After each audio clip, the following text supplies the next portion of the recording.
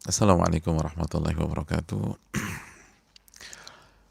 Alhamdulillah hamdan katsiran thayyiban mubarakan fi kama yuhibbu rabbuna wa yarda, wassalatu wassalamu ala nabiyyina Muhammadin wa ala alihi wa sahbihi wa man sara ala nahjihi bi ihsanin ila yaumidin wa ba'd. Saudaraku yang Allah muliakan, semoga Allah muliakan kita. Semoga Allah berikan taufik kepada kita untuk bersyukur kepada Allah Subhanahu wa taala atas segala nikmat yang Allah berikan kepada kita. Semoga Allah Subhanahu wa taala memberikan taufik untuk bisa bersabar atas kendala yang kita hadapi saat ini, ujian, rasa sakit, kekurangan harta dan penghasilan atau hal-hal yang menyakitkan lainnya. Semoga Allah Subhanahu wa taala memberikan kita taufik untuk bisa istiqamah di atas tuntunan Nabi kita Shallallahu Alaihi Wasallam, dan semoga Allah memberikan ilmu yang bermanfaat dan melindungi kita dari ilmu yang tidak bermanfaat. Allahumma inna nas'aluka ilman nafi'a wa na'udzubika min ilmin la yanfa'. Dan saudaraku yang Allah muliakan, marilah kita bersalawat dan mengucapkan salam kepada Nabi kita Muhammadin Sallallahu Alaihi Wasallam beserta para keluarga, para sahabat dan orang-orang yang istiqomah berjalan di bawah naungan sunnah beliau sampai hari kiamat kelak. Saudaraku yang Allah muliakan, sebagaimana yang telah kita sampaikan di pertemuan yang lalu, bahwa kita akan memulai perjalanan kita dengan sebuah karya besar, sebuah masterpiece dunia, sebuah buku yang diterima oleh umat mulai dari kelahirannya sampai hari ini. Dan bahkan banyak sekali ulama mengatakan tidak ada buku yang paling diterima oleh umat, tidak ada buku yang paling dikaji oleh umat dan tersebar di tengah-tengah umat setelah Al-Quranul Karim dibanding buku ini, yaitu buku yang bernama Riyadhus Shalihin, tamannya orang-orang soleh. Riyadhus Shalihin, tamannya orang-orang soleh. Dan semoga saat kita mengkaji buku itu, kita termasuk ke dalam orang-orang soleh di sisi Allah Subhanahu wa taala, atau menjadikan kita orang-orang yang soleh. Amin ya rabbal alamin. Dan sekali lagi, buku ini menempati ranking kedua dari penyebaran dan pengajian setelah Al-Quranul Karim. Ini menunjukkan betapa dahsyatnya buku ini, betapa luar biasanya buku ini. Dari jutaan buku, judul-judul buku yang tersebar, tapi kitab ini yang menempati ranking kedua setelah Al-Quranul Karim. Maka sungguh disayangkan ketika kehidupan kita cuma sekali aja kita tidak pernah berinteraksi dengan buku ini. Kita tidak pernah memetik mutiara-mutiara hikmah dari buku ini. Dan yang sangat disayangkan terlebih lagi, banyak orang, jangankan buku ini, hidup cuma sekali aja, dia nggak pernah berinteraksi dengan Al-Quranul Karim. Jadi jangankan yang ranking 2-nya, ranking 1-nya aja nggak pernah, subhanallah. Maka bersyukurlah kepada Allah Subhanahu wa taala ketika kita diberikan kesempatan untuk bisa berinteraksi dengan Al-Quranul Karim. Lalu setelah itu bisa berinteraksi dengan buku yang bernama Riyadhus Shalihin ini. Dan saudaraku yang semoga Allah muliakan, dari mana buku ini berasal? Dari mana buku ini berasal? Dan saudaraku yang Allah muliakan, buku ini berasal dan lahir dari seorang ulama besar, ulama yang diakui oleh dunia. Beliau bernama Al-Imam Yahya bin Sharaf bin Murri Abu Zakaria, atau yang biasa disebutkan dengan Al-Imam An-Nawawi rahimahullahu ta'ala. Yahya bin Sharaf bin Murri bin Hasan bin Hussein bin Muhammad bin Jum'ah bin Hizam Al-Hizami An-Nawawi Al-Hawari, Al-Hawrani, mohon maaf, Al-Hawrani Ad-Damashqi Asy-Syafi'i, atau yang biasa dikenal dengan nama Al-Imam An-Nawawi rahimahullahu ta'ala. Dan beliau adalah ulama yang dipuji oleh banyak sekali umat, dikagumi. Rasanya terlalu banyak pujian-pujian dari umat kepada beliau untuk kita sebutkan satu demi satu. Cukuplah kita nukilkan sedikit pujian dari nama-nama besar seperti Al-Imam Adz-Dzahabi. Al-Imam Adz-Dzahabi mengatakan beliau ini Syekhul Islam, Al-Imam, Al-Qudwah, Al-Hafidh, Az-Zahid, Al-Abid, seorang imam besar dan teladan bagi kita semua. Al-Hafidh, Az-Zahid, orang yang zuhud, Al-Abid, dan rajin ibadah, Al-Faqih, dan pakar fikih yang sangat luar biasa, Al-Mujtahid Ar-Rabbani, beliau adalah mujtahid mutlak, makom tertinggi dalam ilmu fikih, level tertinggi dalam ilmu fikih, penulis buku-buku yang diterima oleh umat dari ujung dunia ke ujung dunia yang lain, kata beliau. Dan ini bukan hanya testimoni dari Al-Imam Adz-Dzahabi. Al-Imam Al-Yafi'i pun juga mengatakan beliau adalah Syekhul Islam, Muftil Anam, Al-Muhaddits, Al-Mutqin. Beliau adalah Syekhul Islam, syekhnya umat Islam, Muftil Anam, muftinya seluruh umat Islam, seluruh manusia. Terlepas apa madhabnya, itu muftinya itu Imam Nawawi. Subhanallah. Dan menariknya beliau katakan Al-Bahru Al-Mufid Al-Qarib Wal-Ba'id. Beliau itu lautan dan manfaatnya bisa dinikmati oleh orang-orang yang dekat dan orang-orang yang jauh. Subhanallah. Laut, tapi manfaatnya bisa dinikmati oleh orang-orang yang dekat dan orang-orang yang jauh. Laut seperti apa itu? Laut biasanya dinikmati oleh orang-orang yang dekat, anak-anak pantai, itu menikmati laut tersebut.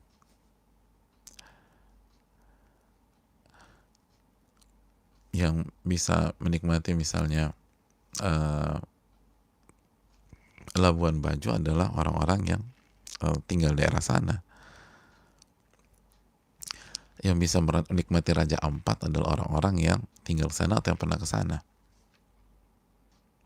Tapi Al-Imam Nawawi itu bahar laut dan manfaatnya yang dekat sama yang jauh, dan terbukti. Ucapan Al-Imam Al-Yafi'i bukan basa-basi, bukan hiperbola. Sampai hari ini, sampai tahun 1441 Hijriah kita menikmati beliau. Padahal beliau hidup di abad ke-7.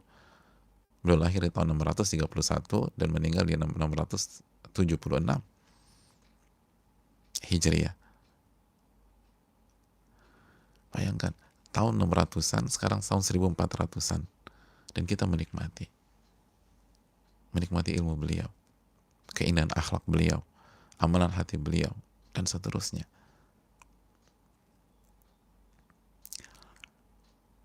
Alim besar, saudaraku. Ulama yang berasal dari mazhab Syafi'i, salah satu fuqaha Syafi'iyah. Dan kita tahu Syafi'iyah adalah mazhab yang dipilih oleh mayoritas umat Islam di Indonesia. Jadi ini tokoh besarnya mazhab Syafi'iyah. Dan layak dijadikan acuan, layak diambil fatwa-fatwanya. Bagaimana nggak layak? Kata Imam Yafi'i tadi, Muftil Anam, muftinya manusia. Dan Al-Imam Ibnu Katsir juga mengatakan Al-Imam Al-Allamah Syekhul Madhab, ini guru besarnya mazhab Syafi'i. Oleh karena itu, hadirin yang Allah muliakan, kenapa kita perlu mengangkat keterangan para ulama tentang beliau? Karena sekali lagi, Islam, agama kita, itu selalu mengajak kita belajar dari yang terbaik. Belajar dari yang terbaik. Mulai dari generasi terbaik, was-sabiqun al-awwalun minal muhajirin wal ansar, dan orang-orang yang pertama kali masuk Islam dari kalangan muhajirin dan ansar, walladzina taba'uhum bi ihsan, dan orang-orang yang mengikuti mereka dengan baik. Surat At-Taubah ayat 100, Allah mengatakan, dan yang pertama-tama kali masuk Islam dari kalangan muhajirin dan ansar, para sahabat, dan orang-orang yang mengikuti mereka dengan baik. Radhiyallahu anhum wa radu'an. Allah ridho kepada mereka dan mereka ridho kepada Allah. Ayat ini menjelaskan pujian dan ridho Allah terhadap orang-orang yang mengikuti para sahabat. Mengikuti para sahabat, muhajirin dan ansar. Makanya kan Allah katakan, coba dibuka atau ayat 100, walladzina taba'uhum bi ihsan, dan orang-orang yang mengikuti mereka dengan baik. Mengikuti siapa? Muhajirin dan ansar, para sahabat Nabi SAW. Kenapa mengikuti para sahabat diridhoi oleh Allah Subhanahu wa taala? Karena mereka lah manusia terbaik setelah Nabi dan Rasul. Sebagaimana keterangan langsung dari Nabi kita sallallahu alaihi wasallam, khairun nasi qarni. Dalam hadis Bukhari. Sebaik-baik manusia itu generasiku. Sebaik-baik manusia generasiku. Jadi Islamlah yang mendidik manusia untuk selalu belajar dari yang terbaik. Karena yang terbaik itu beda memang. Levelnya beda, kualitasnya beda. Cara berpikirnya berbeda. Konsepnya beda. Kalau konsepnya sama, nggak mungkin jadi yang terbaik. Kalau konsepnya sama, nggak mungkin belajar dari yang terbaik. Nggak mungkin menjadi yang terbaik, mohon maaf. Belajar dari yang terbaik. Belajar dari yang terbaik. Kenapa orang ingin masuk ITB atau UI atau IPB atau UGM atau UNER atau ITS dan lain-lain? Karena nama-nama kampus tersebut adalah kampus-kampus di antara kampus-kampus terbaik. Sekali lagi di antara, karena kita nggak mungkin sebutkan satu demi satu, di antara kampus-kampus terbaik yang ada di negeri ini. Maka wajar setiap anak SMA pengen masuk ke sekolah-sekolah tersebut. Itu fitrah manusia, itu logika. Kenapa orang pengen lebih, kalau di luar pengen lebih lagi, ingin belajar di Oxford misalnya, di Harvard misalnya, atau di Stanford misalnya, karena itu di antara kampus-kampus terbaik di dunia. Di antara kampus-kampus terbaik di dunia.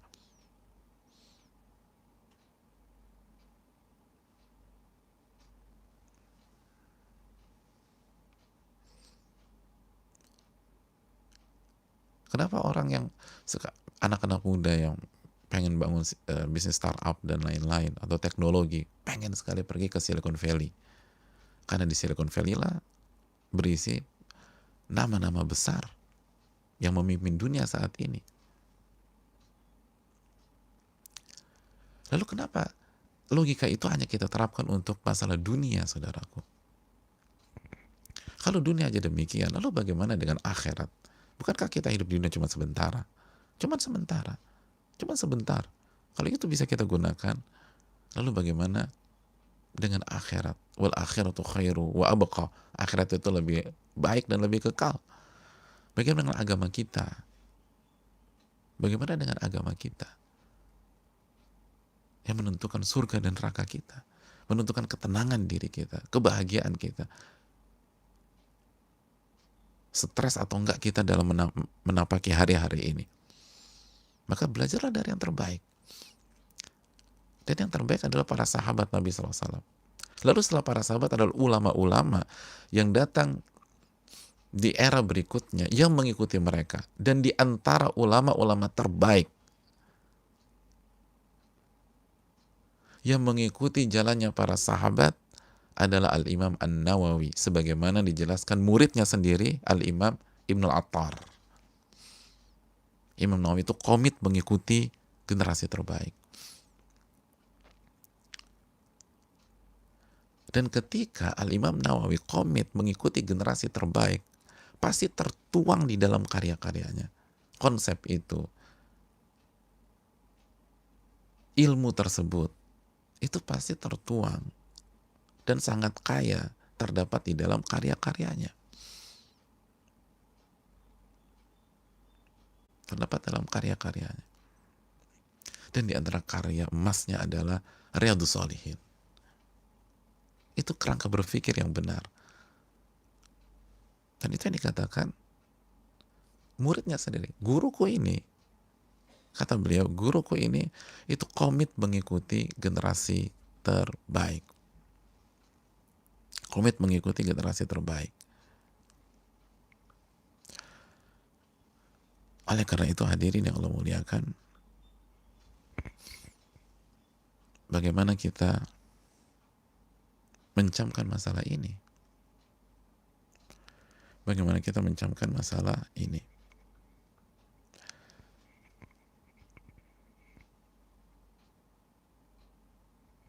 Sehingga kita nggak salah.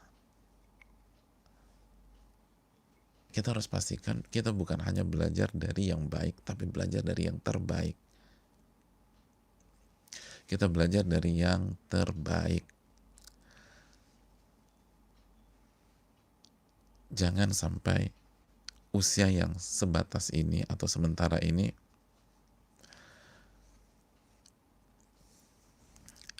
itu terbuang sia-sia. Hidup cuma sekali, saudaraku, dan cuma sebentar. Maka yang sebentar ini gunakan untuk belajar dari yang terbaik. Dan diantaranya adalah Al-Imam An-Nawawi rahimahullahu ta'ala. Al-Imam An-Nawawi rahimahullahu ta'ala. Ini yang perlu kita camkan bersama-sama.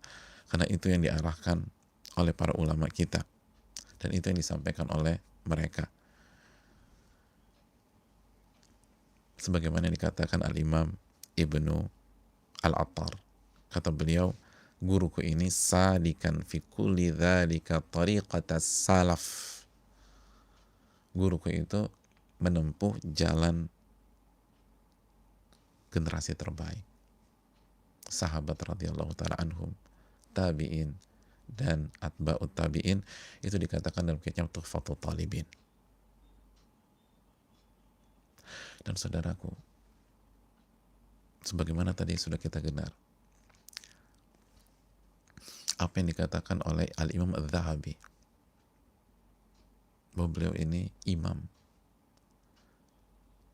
Al-Yafi'i, Al-Imam Yafi juga mengatakan Al-Bahrul Al-Mufid Al-Qarib Al-Ba'id. Beliau itu ibarat samudra yang memberikan manfaat kepada orang yang dekat dan orang yang jauh. Bahkan sampai kita menikmati karya beliau. Beliau sebagaimana kata Al-Imam Ibnu Katsir, Syekhul Madhab, guru besarnya madhab Syafi'iyah, Muftil Anam, muftinya atau mufti itu pemberi fatwanya seluruh manusia.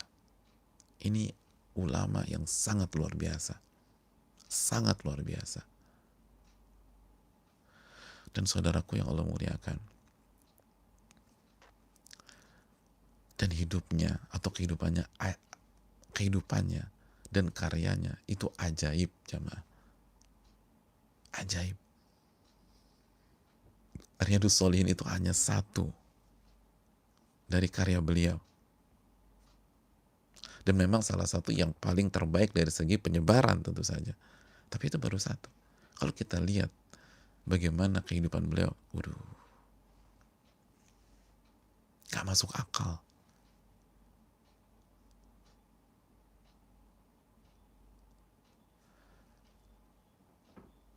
Beliau rahimahullahu ta'ala itu ulama atau sosok yang diberkahi oleh Allah Subhanahu wa ta'ala. Dan ini penting, khususnya di hari-hari ini, di saat kita menjalani hari-hari yang penuh dengan keterbatasan, baik keterbatasan kesehatan bagi yang sedang sakit, keterbatasan mobilitas karena kita nggak bisa keluar atau jalur sekarang sudah mulai dibatasi, atau di sebagian negeri sudah ada download total atau download lockdown total atau lockdown wilayah. Ada yang lockdown kota, terbatas.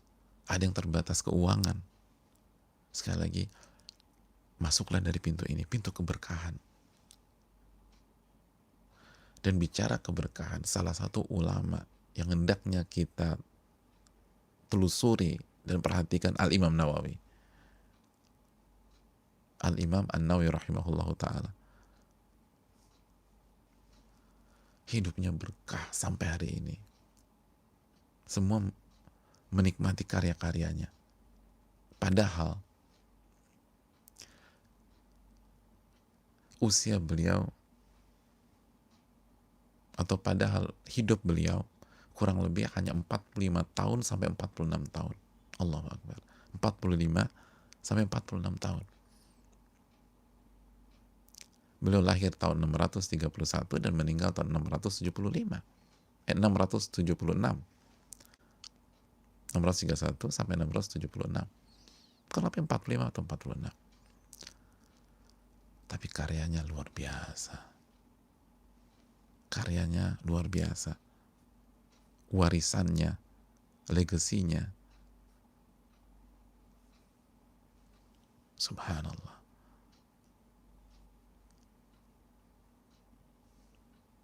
Sebagian ulama mengumpulkan, beliau mewariskan 60-an kitab, ada yang bilang 69.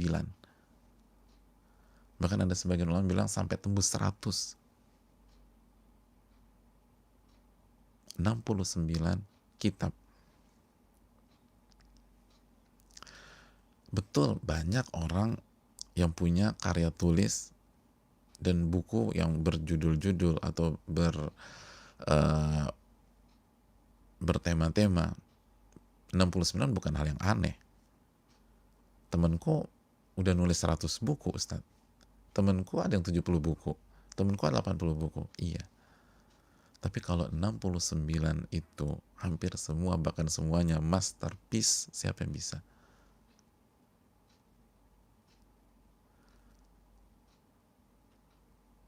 Kalau 69 itu semua spektakuler dan jadi rujukan dunia sampai hari ini. Kalau nggak semuanya, hampir semuanya. Siapa yang bisa demikian? Dan itu yang terjadi oleh beliau. Riyadhus Shalihin. Kalau beliau nggak punya karya, kecuali Riyadhus Shalihin, itu sudah cukup mengalahkan jutaan orang yang punya 50 judul buku, atau 100 judul buku, atau 500 judul buku, tapi nggak bermanfaat. Yang baca mungkin seratusan orang, atau cuma ribuan orang, terus cuma beberapa saat hilang.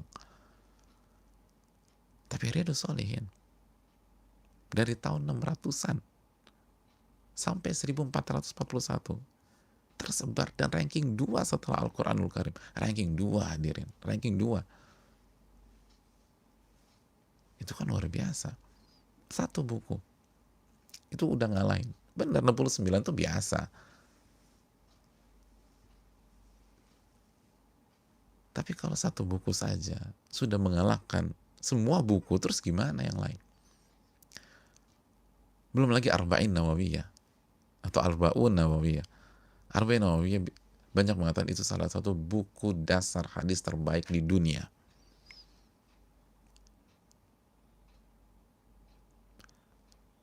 Buku kaedah dasar agama terbaik di dunia. Banyak sekali ulama mengatakan demikian.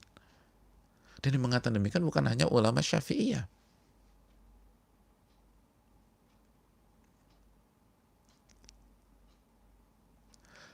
Saya sering dengar dari ulama-ulama Timur Tengah, Middle East hari ini, yang notabene Hanabilah, Hanbali, bukan Syafi'iyah, mengatakan bahwa guru-guru kami menasihati mempelajari Arba'in Nawawiyah, Arba'in Nawawiyah, Arba'in Nawawiyah lin Nawawi. Padahal Hanabilah. Oh, diterima Arba'in Nawawiyah. Sudah hadirin. Itu buku masterpiece untuk mempelajari kaedah-kaedah agama.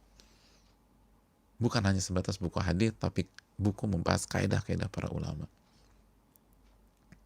dan agama. Belum lagi Al-Minhaj Syarah Muslim, keterangan hadis-hadis dalam kitab Imam Muslim, Sahih Muslim. Itu buku, tanya ke ustadz-ustadz kita, ke kiai-kiai kita, ke habib-habib kita yang benar-benar belajar. Siapa yang nggak pernah baca buku itu? Atau siapa yang nggak menjadikan buku itu sebagai rujukan ustadz-ustadz kita atau kiai-kiai kita? Al-Minhaj Syarah Muslim. Mungkin hampir 100% penuntut ilmu sampai hari ini ketika belajar hadis Muslim dia akan buka Al-Minhaj Syarah Muslim, Al-Imam Nawawi. Padahal Syarah Muslim bukan hanya beliau yang mensyarah, tapi rujukan orang beliau.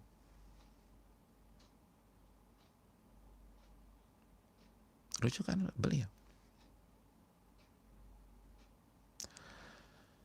Hadirin yang Allah muliakan,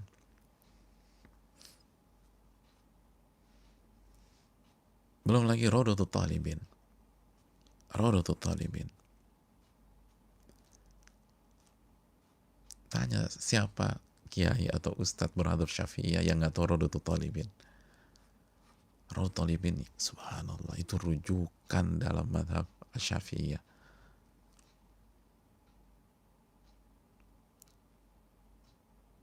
Itu satu buku, ada yang dicetak 9 jilid, ada yang mencetaknya 11 atau 12 jilid. Satu buku Rawdatul Talibin berapa judul? Satu, tapi 12 jilid atau 9 jilid. Seperti Al-Minhaj Syarah Muslim, satu buku, tapi ada yang mencetak sampai 10 jilid, ada yang 5 jilid juga ada, bahkan ada satu jilid tebal banget. Satu buku, tapi berjilid-jilid.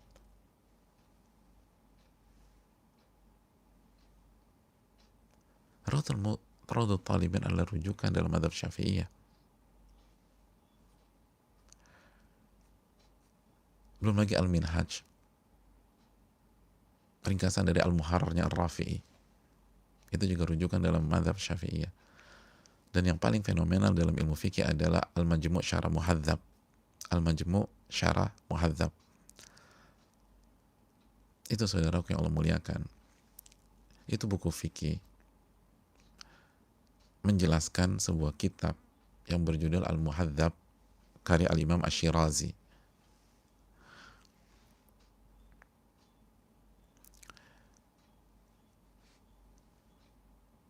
Tapi qadarullah Imam Nawawi tidak menyelesaikan buku tersebut karena beliau keburu meninggal dunia. Beliau baru sampai di bab riba. Lalu beliau wafat rahimahullahu ta'ala.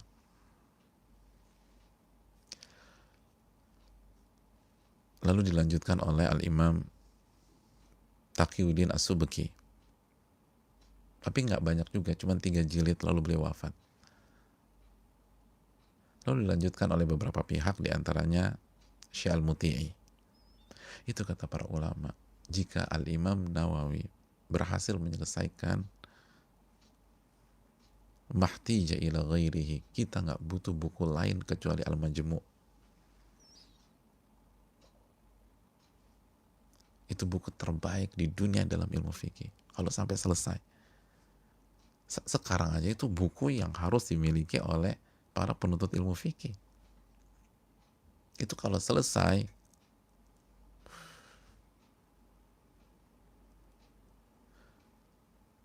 sebagian ulama mengatakan Anda nggak perlu baca buku-buku lain, itu aja baca Al-Imam Nawawi.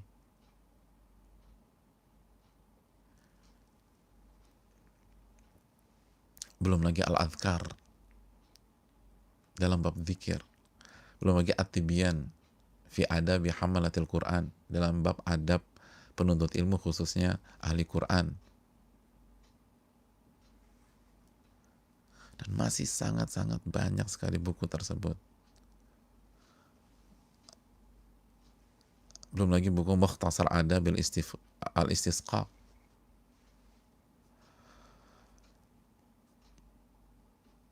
Mukhtasar Al-Basmalah, dari Abi Syamah, dan buku-buku yang luar biasa.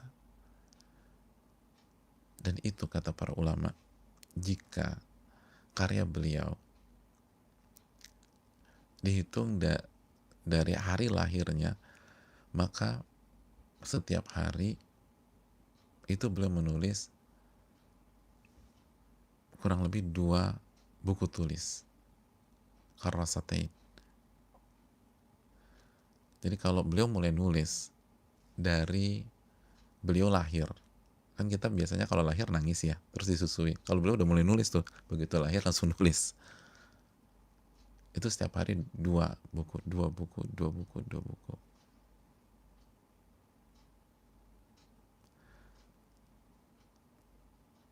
Bahkan sebagian ulama ada yang mengatakan, diriwayatkan, beliau itu nulis buku bukan dari awal. Tentu saja bukan dari awal. Mana ada orang bayi hari pertama langsung nulis buku? Gak ada. Beliau baru mulai belajar, start belajar di usia 19-an tahun. Dan itu pun belum nulis buku. Sebagian ulama mengatakan, beliau nulis buku startnya di usia 30-an tahun. Bayangkan start nulis buku 30-an tahun, lalu 45 tahun meninggal, lalu karyanya seperti ini. Subhanallah.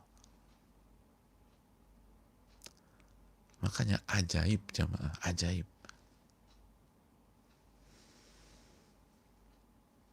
Ajaib.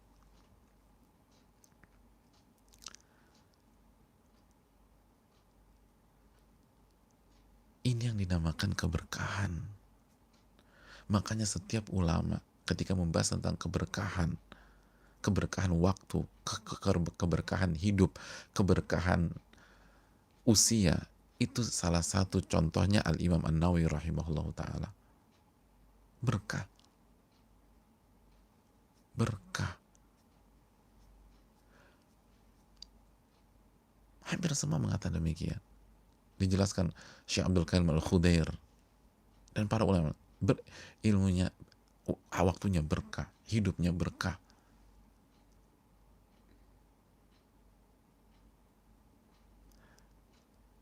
Kok bisa buat karya seperti itu? Ilmunya demikian. Al-Imam Al-Zahabi ketika menjelaskan biografi atau menjelaskan Imam Nawawi mengatakan sosok ini sabar dalam menjalani kerasnya hidup. Sabar. Jadi poinnya adalah hidupnya keras. Hidupnya keras. Oleh karena itu kita yang hari ini sedang ada kesulitan hidup, sedang menghadapi kerasnya kehidupan dengan kondisi pandemi, dengan kondisi semua terbatasi, ada yang di PHK, ada yang dirumahkan, omset jatuh, sakit. Jangan lemah, jangan down. Imam Nawawi itu hidupnya keras, tapi bisa begini jamaah. Ini yang perlu kita camkan baik-baik. Kenapa? Karena berkah. Makanya kondisi sulit begini, masuklah dari pintu keberkahan. Kita mau masuk dari pintu mana lagi? Sulit. Pintu usaha, hampir semua usaha turun hari ini. Pintu aktivitas dan mobilitas susah. Susah melakukan gerakan. Apalagi misalnya di Jakarta mulai kemarin, udah susah. Dan kita yakin ini untuk kebaikan kita semua, tapi untuk mobilitas jadi terhambat. Bahkan naik mobil aja dibatasi penumpangnya. Susah. Ini harus masuk dari pintu keberkahan. Mau kerja susah, semua kerja sekarang. Masuk dari pintu keberkahan, saudaraku. Itu Imam Nawawi. Nah pertanyaan, kok beliau bisa berkah? Dari mana asal keberkahan beliau tersebut? Kok bisa? Dapat ini, dapat itu.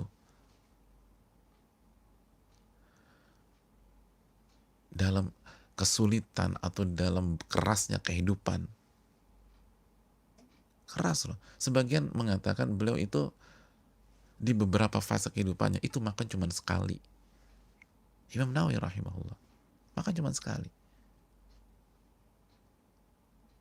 Dalam riwayat yang lain dijelaskan sebagian ulama, beliau tuh kalau makan cuman roti yang keras sama buah tin.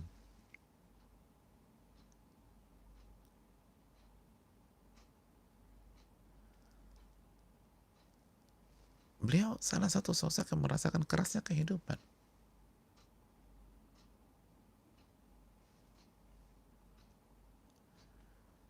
Makanya kan dalam cerita kan ketika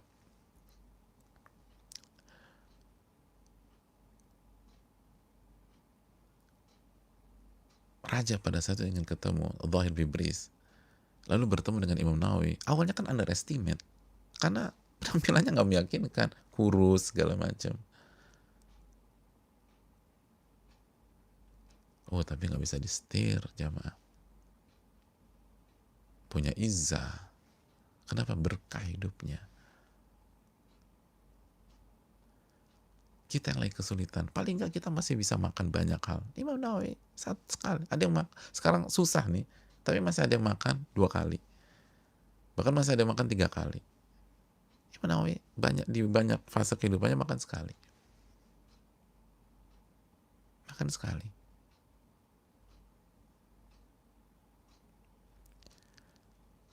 Ini yang perlu kita camkan. Nah, mengetahui cerita tentang beliau ini salah satu cara kita mengangkat moral kita, semangat kita, agar kita nggak terpuruk. Kita harus bangkit dengan meminta pertolongan kepada Allah. Kuncinya keberkahan. Itu karya-karya itu beliau hasilkan dengan taufik Allah, bukan dengan kehidupan yang serba mewah dan lapang, enggak. Itu yang dikatakan Imam Zahabi, kehidupan keras, bukan mewah, kehidupan keras.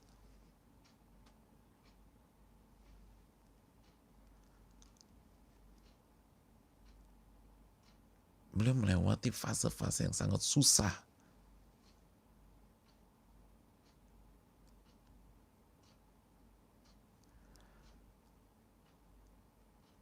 Tapi beliau berhasil dengan taufik Allah membuka pintu keberkahan. Allah berkahi, subhanallah. Allah berkahi jamaah. Sampai hari ini kita bukan hanya tahu Riyadus Shalihin, kita tahu Arba'in, kita tahu Rawdatul Talibin, kita tahu Al-Minhaj Syarah Muslim, kita belajar Al-Adhkar, kita mengkaji At-Tibyan fi Adabi Hamalatil Quran, dan buku-buku beliau lainnya. Hadirin yang Allah muliakan,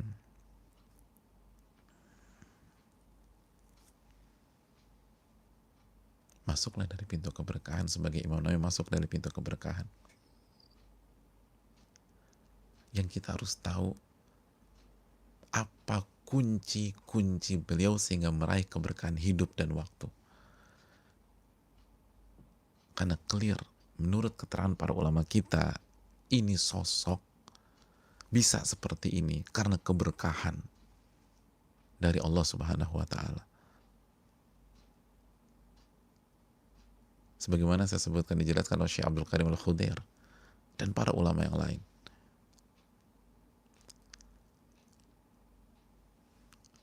Nah, apa yang beliau lakukan? Bagaimana cara mendapatkan keberkahan tersebut? Faktor-faktor apa? Kunci-kuncinya seperti apa? Sehingga kita bisa teladani. Karena faktor-faktor tersebut, kunci-kunci tersebut, itu bukan hal yang mustahil untuk kita adaptasi, saudaraku. Dengan izin Allah bisa. Walaupun mungkin levelnya nggak seperti beliau. Tapi dengan izin Allah insya Allah bisa. Ini bukan kunci-kunci yang mustahil.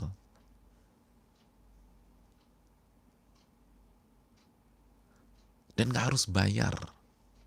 nggak keluar uang banyak, dalam arti kan beliaunya sendiri aja, kata Imam Zahabi, sabar dalam kehidupan yang keras.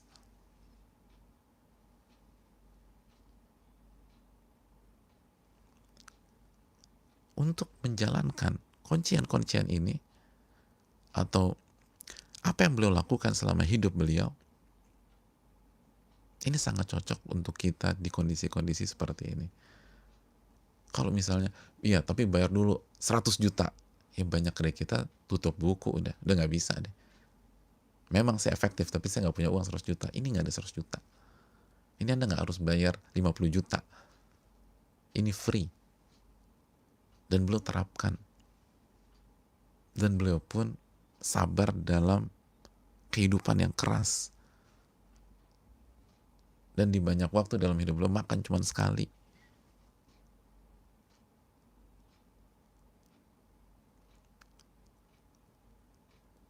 Apa yang beliau lakukan?